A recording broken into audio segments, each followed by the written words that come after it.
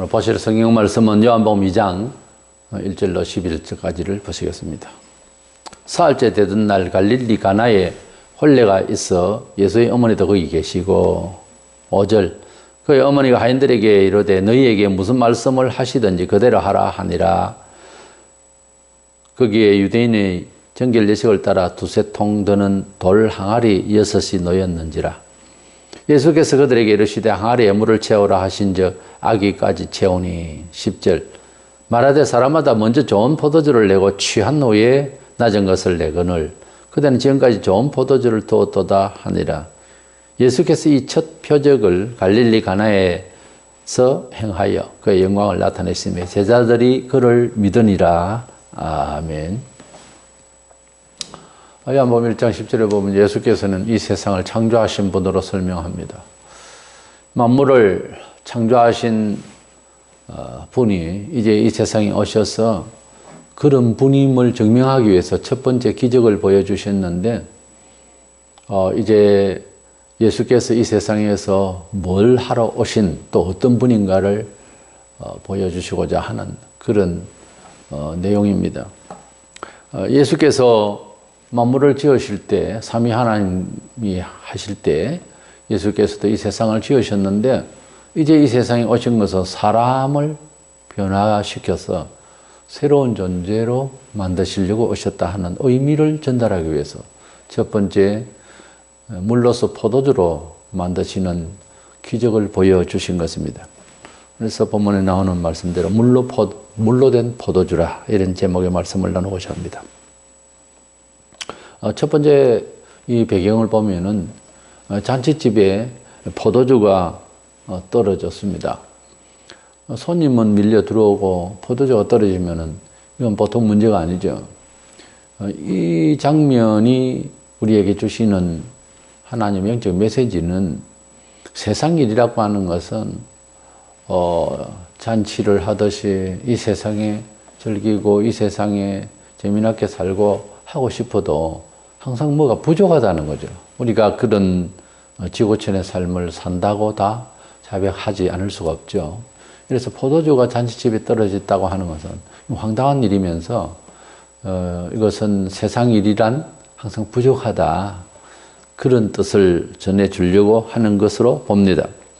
예수님께서 제자들과 함께 청함을 받았고 거기에는 모친도 계셨습니다. 그러고 보면은 동네 사람들은 보통 다 초청을 하지만은 특별히 잘 아는 집이 아닌가 이렇게 보입니다. 석가는 세상의 삶을 그래서 회피하고 입산수도로 들어갔지만은 예수께서는 이웃과의 관계 속에서 삶을 보여주셨습니다. 그래서 불교는 탈문화적이지만 기독교는 사회와 문화 속에서 빛을 발하고 안 되는 것을 되게 하고 생명을 공급하려고 하는 종교입니다. 때문에 우리는 사회적 종교라고 이렇게 표현할 수도 있고 문화적이고 역사를 이제 인식하면서 그래서 함께 관계 속에서의 삶을 이루어가는 종교라고 하는 차원에서 삶의 역사성이 있고 불교는 개인적인 수도로 가기 때문에 훨씬 우리는 범위가 크고 우월성이 있다고 봐야 되겠죠. 어쨌든 이 잔치집에 포도주가 떨어졌으니 흥이 깨어질 그런 상황에 봉착을 했습니다. 당시에 포도주는 지금의 유흥을 위한 뭐 소주나 무슨 이런 독한 술이라기보다 팔레스틴에는 기후가 그래서 물도 잘 없고 하기 때문에 음료로서도 그렇게 사용을 했을 것으로 봅니다. 단지 이제 포도주 그 도수가 문제인데 도수가 좀 약해도 많이 마시면 취하겠죠. 어쨌든 잔치집에 오신 손님들을 위해서 이 포도주가 떨어진다고 하는 것은 문제가 심각한 상황입니다.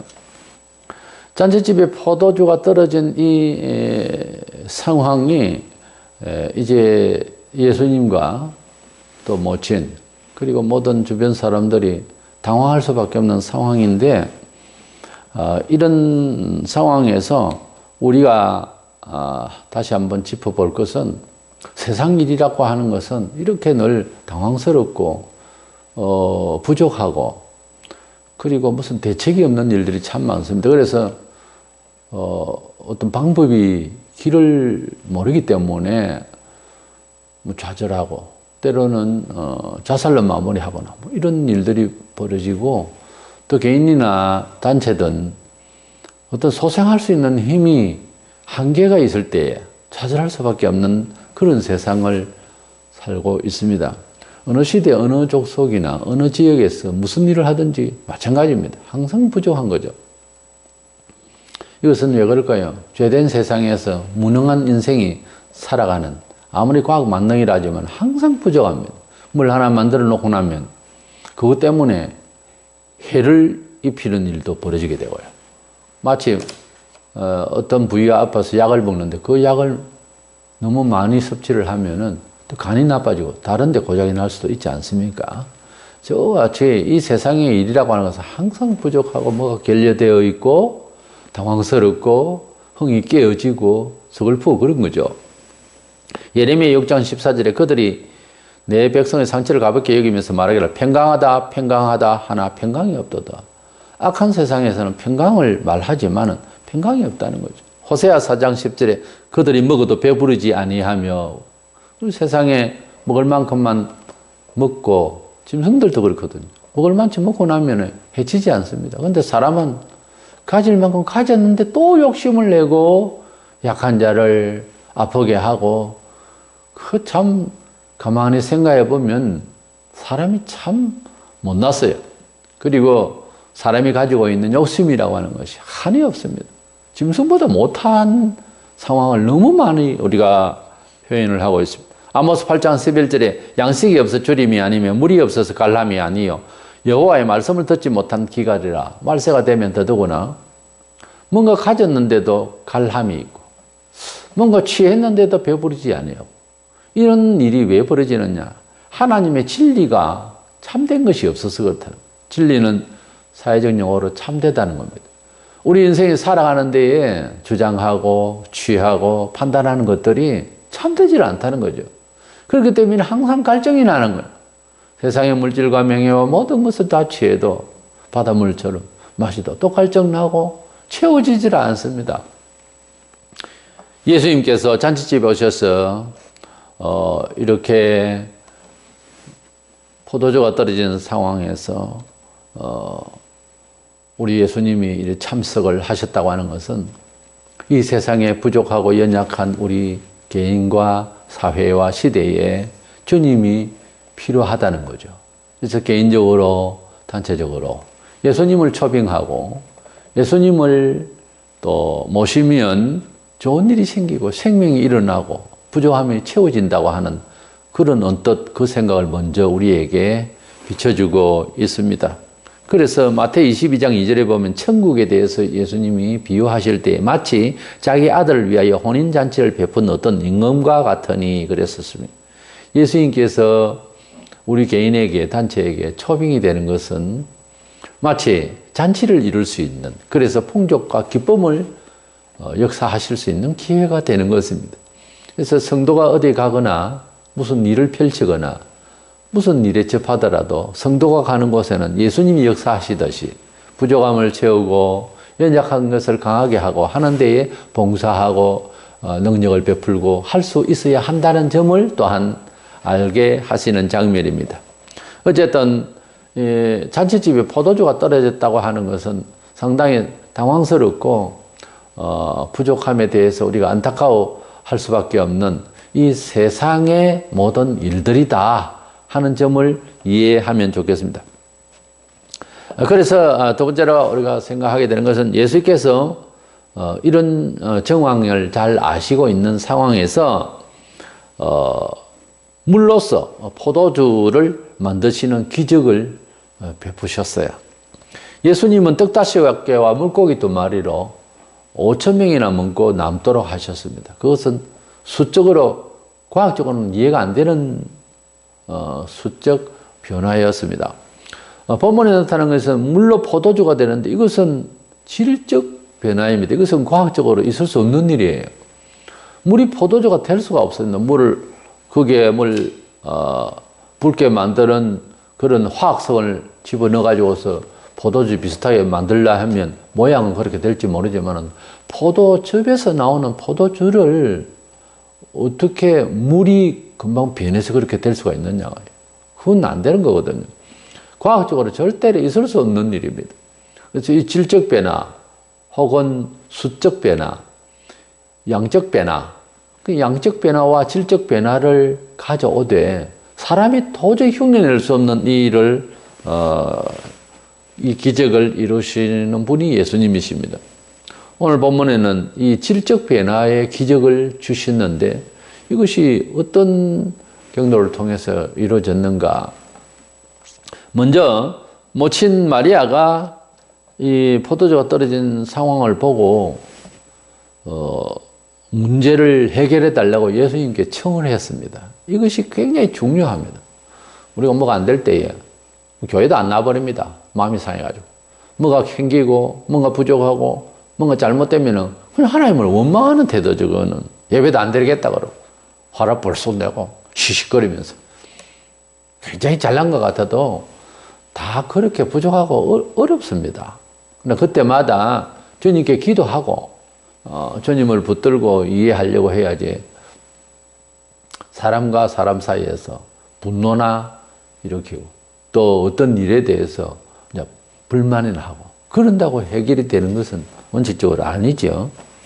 그래서 이 마리아가 예수님께 이 포도주 떨어진 것을 이제 해결해 달라고 청을 했습니다. 이것은 기도요. 이것은 주님께 의탁하는 태도입니다. 이것은 믿음이에요.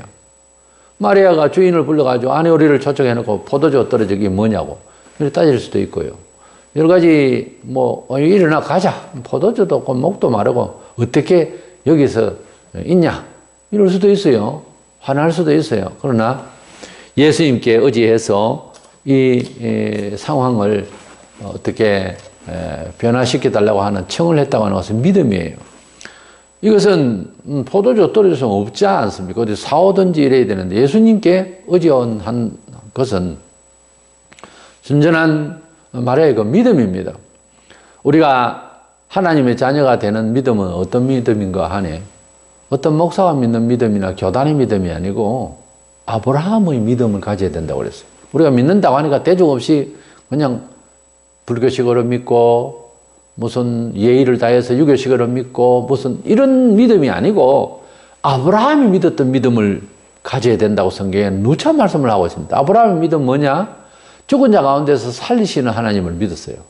안 되는 것을 되게 하시고 100살 노인이 아이를 가질 수 있다라고 하나님께서 말씀하시면 그렇게 믿었다는 거예요. 안 되는 것을 되게 하시는 하나님, 죽은 자 가운데서 살리시는 하나님, 경수가 끊기고 노인인데 아무것도 안 되는데 아기를 낳을 수가 없는 지기인데도 낳게 하실 수 있는 하나님을 믿는 거예요.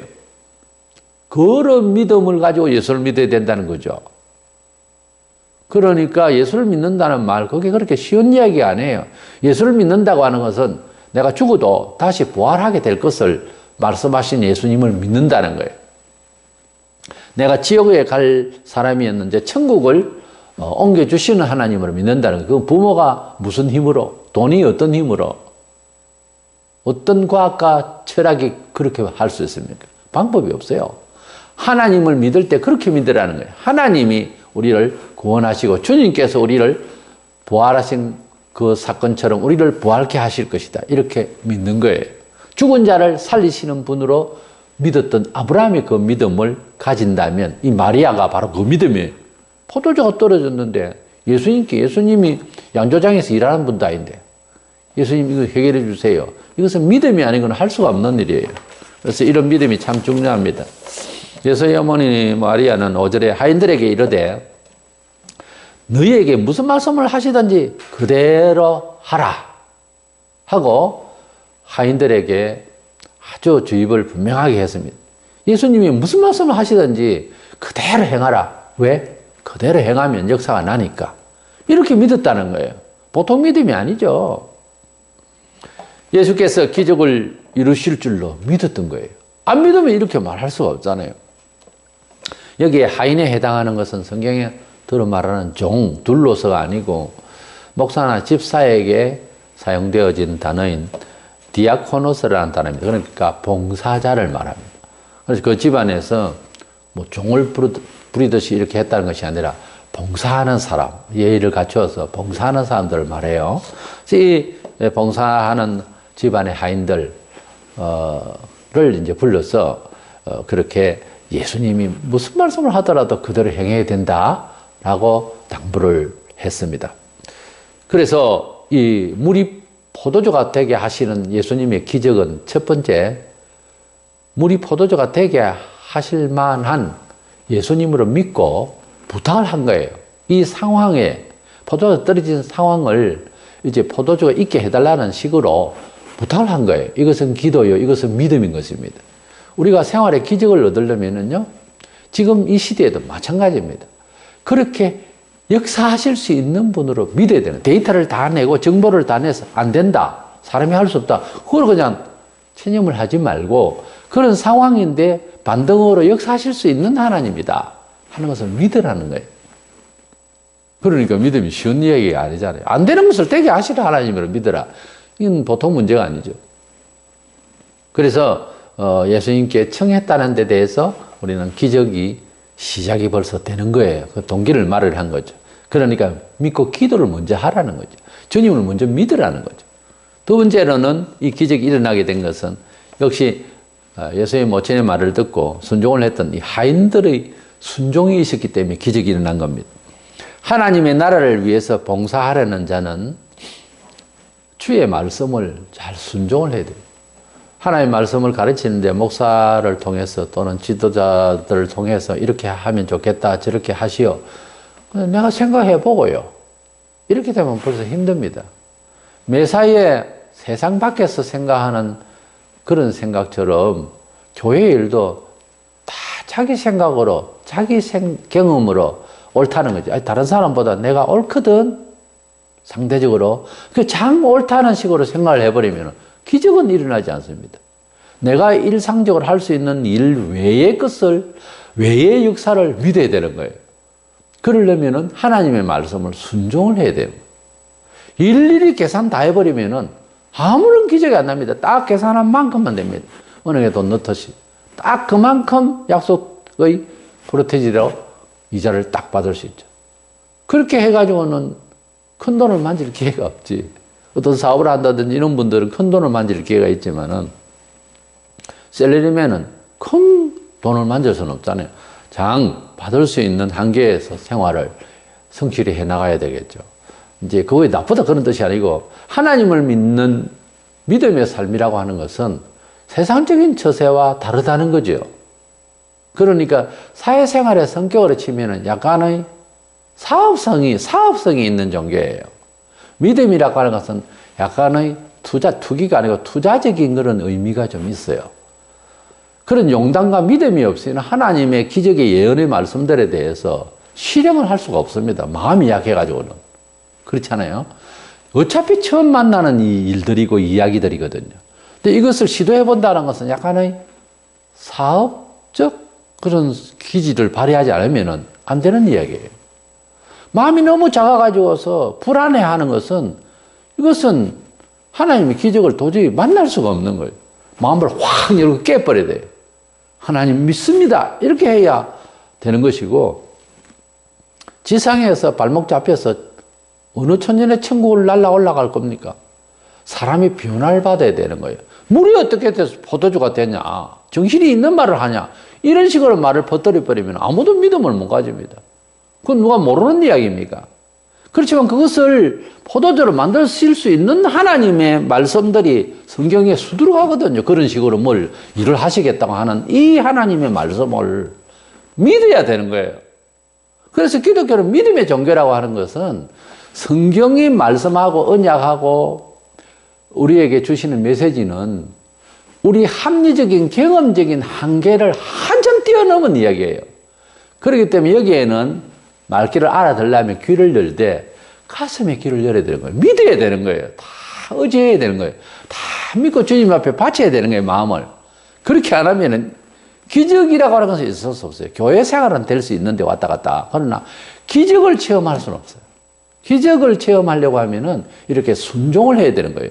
어떤 경우에는 크게 많이 바라는 듯한 말씀이 있기도 하고요. 어떤 것은 좀 웬만하면 따라갈 만한 말씀도 있고요. 한데 대부분의 성경은 굉장히 모험이 필요해요. 그 모험이라고 하는 것은 한번 해보자 그런 뜻이 아니라 믿음이 필요하다는 거죠. 뭐 되면 되고 말면 말고 그런 하나님은 아닙니다. 단지 우리가 안 믿어서 그래요. 그래서 하나님께 나아가는 건 반드시 그가 살아계신과 그를 바라보는 자에게, 그에게 다가서는 자에게 상 주시는 이심을, 역사하심을 믿는 자라야 된다는 거예요. 참 믿음이라고 하는 것은. 그래서 사무엘상 15장 22절에 순종이 제사보다 낫고 듣는 것이 순양 기름보다 나으니 그랬어요. 순종이 제사보다 낫다. 예배를 잘 드리고 뭐 다 하는데 하나님 말씀에 적절히 어느 시기에 이렇게 하시오 하고 명령을 하시는데 권면을 하고 사람을 통해 하는데 안 듣는다. 그 예배보다 그건 못하다는 거죠. 그런 예배, 그런 것은 하나님 말씀을 순종하는 것보다 못하다는 거죠. 그러니까 구약에는 제물을 드리고 짐승을 잡고 그랬는데 그렇게 해도 그거 100번 해봤자 순종을 하지 않으면 뭐 하냐 이거죠. 순종을 하지 않으면 말을 안 듣는 거예요. 이렇게 하면 좋겠습니다. 말을 들어줘야 되는데 안 듣는 거예요. 내가야 맞다 이거죠. 내가. 나는 그것을 지킬 수 있다는 거죠. 내가 해낼 수 있다. 안 됩니다. 그래서 기질상 순종을 잘 안 하는 사람은 예수를 믿어도 순종을 잘 안 해요. 기질상 고집이 센 사람은 본래 이웃이 알다시피 고집이 저 사람이 세다 그러면 예수 믿어도 그 모양으로 나옵니다. 굉장히 이것은 어느 날 계기가 있어서 그 고집스러운 그것이 깨어지지 않으면 믿음이 생기질 않습니다. 얼마나 믿으면 될까요? 50년을 믿어도 안 깨어지면 맨 그 자리입니다. 예배당에 나와서 듣고 성경을 읽고 알기는 뻔질하게 다 알죠. 그러나 그 말씀의 효력 발생은 잘 나타나지 않습니다. 장 힘이 들죠. 힘들고 하고 싶은 말이 많고 순종하지 못할 그런 세상적인 경험적인 합리적인 그런 계산적인 얘기는 할 말이 참 많습니다. 그런 사람은 교회에 어떤 일을 목표를 두고 무슨 일을 하려고 하면 꼭 브레이크를 걸어요. 그거는 이래서 안 되고 저것은 저렇게 하는 게 좋겠고 자기의 어떤 앞으로 나아가기 위한 좋은 방향의 말씀이 아니고 항상 안 믿어지는 자기 자신을 중심으로 말을 하게 돼 있어요. 그러니까 성경에는 성령의 감화와 성령의 사람이 아니고는 하나님의 일을 할 수가 없다라고 되어 있어요. 고린도전서 10장에. 그래서 하나님의 일은 하나님의 성령께서 믿음을 주신 자들이 일을 할 수 있는 거예요. 그렇지 않으면 굉장히 십자가의 길이 고달픕니다. 십자가의 길이라고 해서 다 힘들고만 재미가 없느냐? 안 그래요. 은혜가 됩니다. 힘들어도 은혜가 돼야 되는데 힘든 자체로 그쳐버리는 것은 이유가 딴 게 아니고 사람이 나빠서가 아니라 믿음이 없어서 그래요. 그 믿음은 아무도 장사가 없어요. 그냥 믿는 겁니다. 하나님께서 말씀하시는 것을 신뢰하는 거예요. 하나님의 말씀을 자기 아버지 삼촌 말보다 능력 있게 안 듣고 순종을 안 한다면 얼마나 하나님을 사실은 무시하고 있느냐는 거예요. 남의 말을 안 믿어준다. 이거 정말 기분 나쁘거든요. 근데 하나님께서 말씀하신 것은 평범한 사람의 말이 아니다가 보니까 그만 기전에 듣고 내가 알아서 믿겠습니다. 이런 식이 되고 순종을 해야 됩니다. 그것도 교회에서 평신도 사이에도 마찬가지 기도를 많이 하고 신앙의 경험이 많은 사람이 무슨 말을 하면은 따라줘야 되는 거예요. 그 사람이 대단해서가 아니라 그런 말씀이구나 하는 점을 믿고 그렇게 닮아야 됩니다. 당신이 뭔데? 당신이 뭐가 잘난다? 이런 식으로 되어버리면은 하나님의 뜻을 내 속에서 기적으로 일어나게 할 만큼 그런 생활은 경험할 수가 없어요. 그게 안타깝죠. 세월만 같이 아무런 간증할 거리도 없고, 내가 장하는 말, 아무런 간증거리도 없고, 그러니까 그게 어디의 원인이냐? 교회를 바꾼다? 목사를 바꾼다? 아니에요. 그렇다고 되는 게 아니고, 하나님의 말씀대로 순종을 안 해서 그래요. 원체 사람이 남의 말을 잘 안 들으면은, 예수님 말씀도 잘 안 들어요. 예수님도 한 사람이니까. 안 듣는 거예요, 남의 말을. 남의 말을 잘 듣고, 그렇게 믿어주는, 그것도 너무 이제 귀가 팔랑귀이 돼가지고서 그냥 귀가 얇아서 남의 말을 그냥 혹하고 그건 문제가 있지만 그러나 예수님의 말씀에 대해서는 혹해도 됩니다. 차라리 연약한 자가 의지가 좀 약한 자가 예수 믿기 시작하면 강자가 됩니다. 그런데 의지가 너무 강하면 예수 잘 믿으면 또 대단할 수는 있는데 상대적으로 잘 안 믿으려고 그래요. 그리고 예수님의 말씀은 천지를 창조하시고 죽은 자를 살리시는 생명을 역사하시고 없는 것을 있게 하시고 수적으로 없는 것을 많게 해버리고 질적으로 물을 포도주가 되게 하시는 이런 하나님을 믿어야 되는 거예요. 이것을 우리는 순종함으로써 되어지는 일이라 볼 수 있는 것입니다. 예수님께서는 시시각각으로 때마다 아버지께서 허락을 하셔야 일을 하는데 이제 순간적으로 때가 되었습니다. 모친께서도 말씀하시고 그래서 하는 것이 아니라 때가 이르러서 이제 기적을 역사하시려고 6절에서 두세 통 드는 돌 항아리라 했는데 두세 통 든다는 것은 77리터 혹은 115리터 되는 항아리인데 그런 큰 항아리가 6개가 있었습니다. 유대인들은 밥 먹기 전에 손도 씻고 하는 그런 물을 담는 통인데요. 그 6 항아리에 물을 가득 채우라 해서 다 채웠습니다. 이제는 연회를 주도하는 연회장에게 갖다 줘라. 하인에게 그렇게 말씀. 아니 물을 갖다 주면 어떻게 합니까? 이래 시비를 했다면 이런 대꾸를 하고 이런 질의를 했다면 이건 기적이 일어나지 않습니다. 근데 예 했어요. 왜? 모친 마리아가 무슨 말을 하든지 그대로 하라 했거든요. 물을 채우라 해서 물을 채우고 아무 소리 안 했습니다. 그리고 연회장에 갖다 주라. 갖다 주라니까 갖다 주는 거예요. 우리가 이 하인이 바보였을까? 배운 바가 없어서 사람이 말을 할 줄 몰랐나? 벙어리가? 이런 생각도 할 수 있잖아요. 사람이 예수님께서 지금 하나님의 아들이시다. 이것도 아는 것도 아니고 하인들이 예수님께서 기적을 여러 번 이루셨기 때문에 이번에도 될 거다. 아니에요. 첫 기적이라고 했어요. 가나의 잔치집에. 그러니까 처음 듣는 말이고 말도 안 되는 소리인데 내가 이 집에 섬기는 자로서 이 물을 연회장에게 지금 포도주를 갖다 주면 그럼 물을 먹이라는 말이냐? 오만 생각 다 할 수 있습니다. 그렇잖아요. 지금 우리가 기독교 생활을 하면서 그런 소리를 하잖아요. 매사에 말이 많잖아요. 얼마나 말이 많았으면 교파가 이래 많이 생기고 얼마나 말이 많았으면 교회 밖에 나가버려 가난한 교회는 되고 얼마나 말이 많았으면 충성을 안 합니까?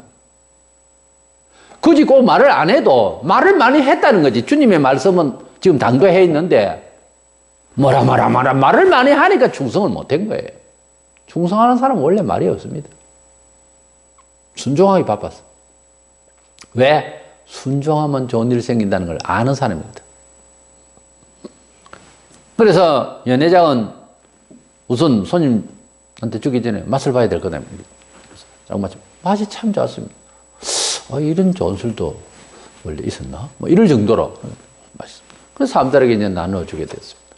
근데 연회장은 이거 어디서 가져왔는지 궁금해 하는 것도 없고, 알지를 못했습니다.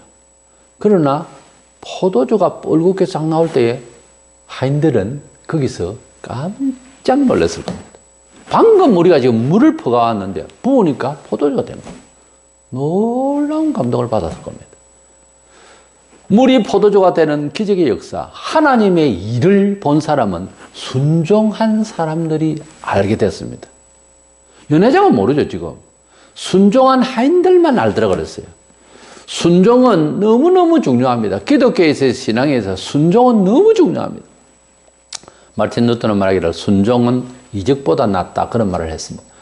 순종이라고 하는 것은 하나님 말씀을 순종이라고 하는 것은 논리적으로 사람이 짐작할 수 있는 한계를 넘어서 있기 때문에 순종이 필요해요. 믿음이 필요해요. 그런데 이것은 순종은 미덕상 하나님을 경외하는 태도예요. 그래서 교회에서 순종을, 사람 사이에서도 순종을 잘하는, 그리고 잘 가르치는 자에게 순종을 잘하는 것은 그 어떤 인격과 그 어떤 힘보다 귀한 거예요. 사실은. 순종이 기적을 이룰 수 있는 기반입니다. 자기 신앙, 자기 인생, 자기 삶 자체부터요. 그래서 하나님의 말씀을 잘 순종해야 된다. 그 다음 이 기적을 이룬 결과에 대해서 보면 더 좋은 만나는 기쁨의 삶이 이렇게 형성이 된 거예요. 우리가 예수님을 믿고 순종을 하면 전보다 더 좋은 만나는 인생을 살 수 있다는 거죠. 지금까지는 사람이 만든 포도주를 마셨는데 주님께서 기적으로 주시는 같은 포도주입니다. 기적으로 주신 이 포도주는 더 맛있는 거예요. 이 말은 예수님께서 같은 물질이고 같은 여러 일들을 믿음으로 이렇게 받아들인 상황.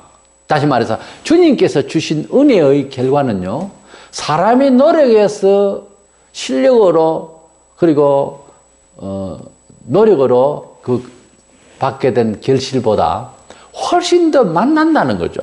더 좋다는 거죠.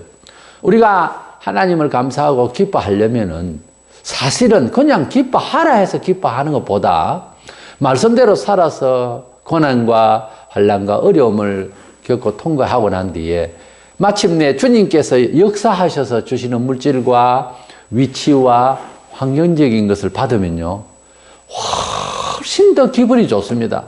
하나님께서 주신 은혜라고 하는 사실이 입증이 딱 되는 일은요, 훨씬 세상적인 것보다, 세상의 수를 치면 10개보다 주님이 주시는 2개가, 1개가 훨씬 더 영광스럽고 은혜가 되고 힘이 나는 거예요. 그게 돈이라도 다 같은 돈이 아니잖아요. 한 개의 식사라도 다 같은 식사가 아니잖아요. 대단한 만찬이라 하더라도 기분 나쁜 만찬일 수도 있거든요. 그러면 밥맛이 떨어지죠. 그러나 주님 말씀하셨듯이 한 가지만 해도 족하다. 하나만이라도 이것이 된장에다가 밥을 먹고 하더라도 이것이 기쁨이 될 수밖에 없는 어떤 상황이 되면 훨씬 더 맛있을 수 있잖아요. 그와 같이 하나님께서 역사하시는 일을 우리가 만나면은 세상에 우리의 노력의 결실보다 훨씬 더 낫다는 거죠. 주님께서 주시는 이 포도주 맛은 손님들이 다 그래서 어떻게 이 집에는 보통 술을 취하고 난 데는 물 타가지고서 낸다고 하는 이런 말들도 있던데, 술집에서도. 근데 어떻게 이 집에는 더 좋은 술이 나오냐? 이렇게 돼. 예수님께서 역사하셔서 우리에게 안겨주시는 일은 더 좋다는 거예요, 세상적인 것보다. 세상 사람들이 대략 그냥 불법을 자행하고 대략 그래서 돈을 모아가지고 좋은 집에 그냥 80평에 사는 것보다 하나님께서 우리에게 배려하시고 주신 은혜의 선물로서 받은 10평짜리가 훨씬 따뜻하고 훨씬 좋을 수 있다는 거죠. 이것이 하나님 것이다라고 할 수 있는 증명이 되면 그렇게 또 마음이 간다는 거죠. 근데 사람이 만들고 사람이 생각하고 가지고 있는 것은 항상 부족하고 항상 그저 만족이 별로 없고 그렇습니다, 원래. 불신세계는 처음에는 참 좋다 싶어도 나중에는 술이 취하고 난 데는 물 타가지고 안 좋은 거 내놓듯이 세상 일이라고 하는 것은 나중은 항상 부패하고 썩고 없어집니다. 그러나 주님은 나중이 좋습니다. 우리가 비록 험한 세상을 살지만 부활하는 그날에 너무너무 좋습니다. 오래 사는 것은 좋긴 하지만 영생보다는 못하죠. 물질이 풍요하고 문화가 좋은 것도 좋지만은 그러나 우리 속에 영적 양식을 주셔서 마음이 풍요한 것이 더 좋지 않겠습니까? 본문 10절에 이런 기적을 보면서 사람들이 말하되 사람마다 먼저 좋은 포도주를 내고 취한 후에 낮은 것을 앞에보다 더 못한 것을 내거늘 그들은 지금까지 좋은 포도주를 두었도다. 이렇게 사람들이 감동을 했죠. 이래서 우리는 처음 만날 때보다 헤어질 때가 더 좋아야 되고요. 또 시작할 때보다 나중이 더 열매가 있고 좋아야 되고요. 사람이 첫인상도 참 중요합니다. 그러나 나중 인상이 더 중요합니다. 우리 그리스도인은 예수님의 역사성을 따라서 항상 나중이 더 좋아지기를 원합니다. 예수님께서 이 기적을 이루시고 난 뒤에 제자들이 11절에 그를 믿었더라 그랬어요. 예수님이 왜 이런 기적을 이루실까? 잔치집마다 돌아다니면서 포도주 만들기 위해서 오셨나? 아니요. 믿음을 주시기 위해서. 예수님이 창조주시요. 예수님은 사람을 변화시키 물 같은 인생을 포도주같이 같이 있고 이렇게 기쁨을 줄 수 있는 사람으로 만드시려고 창조하시려고 새롭게 하시려고 오신 메시아라고 하는 사실을 보여주시기 위해서 사인을 이렇게 한 기적을 베푸신 것이지 예수님이 물로 포도주 만드는 이거 작업하기 위해서 오신 것은 아니에요. 예수님을 우리가 볼 때 이런 기적의 예수님만 바라보는 신비주의로 가면 안 되고 이렇게 변화를 주시는 예수님, 사람을 그렇게 변화시키러 오신 메시아로 제자들처럼 그를 믿었더라. 제자들이 그때부터 잔치집마다 예수를 초빙해라. 포도주가 떨어지면 물로 포도주 만든다. 그거 선전하기 위해서 예수를 믿었더라가 아니라 메시아로, 하나님의 아들로, 창조주로 믿었다는 거예요. 우리도 마찬가지로 이 장면에서 예수님이 누구신가가 중요하지, 물이 포도주가 된 기적을 이루신 예수님이 야 마술가가 이런 관심을 가지는 것은 아니다 이 말이에요. 우리 예수님께서 우리 인생의 변화를 위해서 이 세상에 오셔서 상징적으로 물이 포도주가 되게 하시고 기쁨이 사라질 만한 이런 황당한 상황에서 새 기쁨을 주시는 우리 예수님을 우리 개인에게 또 우리 가정에 우리 교회에 주님을 모시면 이와 같이 좋은 일이 생기고 만나는 인생을 살 수 있게 하신다. 이런 일들이 우리 생활에 계속적으로 일어나려면 주 포인트는 하인들처럼 주님이 말씀하신 것을 이리저리 따지지 말고 순종을 해야 되는 거예요. 성경적이다 하면 무조건 순종하는, 어린아이가 말해도 순종하는 거예요. 예수님의 말씀을 누군가 전에 말하고 또 예수님이 직접 말씀하시는 것은 잘 없잖아요. 지금은 성경이잖아요. 성경의 말씀을 스스로 읽으면서도 이 말씀을 내 생활에 도입해야 된다. 이것은 내 인생의 절대절명의 진리의 말씀이다. 이 구절의 말씀은 바로 내가 연약한 부분을 강하게 하시기 위한 충고이다. 이 말씀대로 내가 행하리라. 이 말씀대로 내가 실천하리라. 원수를 사랑하라 가려. 원수를 어떻게 사랑합니까? 못합니다. 그러나 주님이 하라 하시면 합니다. 용서하라. 못합니다. 한두 번이 아닙니다. 이러면서 7번이나 해락했다. 예, 하겠습니다. 이렇게 되는 거죠. 참 힘들죠. 믿음은 자기 희생이 없이는 안 돼요. 자기 의지를 깨지 않으면 이 기적을 창출할 수가 없습니다. 기적이라니까 남 잘 때 아니요. 자기 자신이 잘 됩니다.